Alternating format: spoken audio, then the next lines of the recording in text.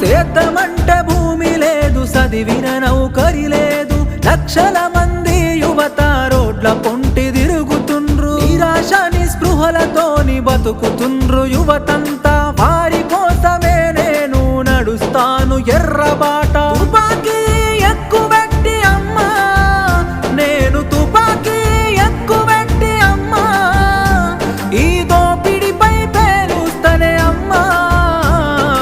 అమ్మా పొరుబాటలోనే నడుస్తనే పేదల కోసం, తిరిగి వస్తానని ఎదురు చూడకమ్మ నా కోసం. కలో గంజో దాగి మనం కాలమెల్లదీద్దాము, అందరి కోసం నీవు ఆరాట పడబోకు.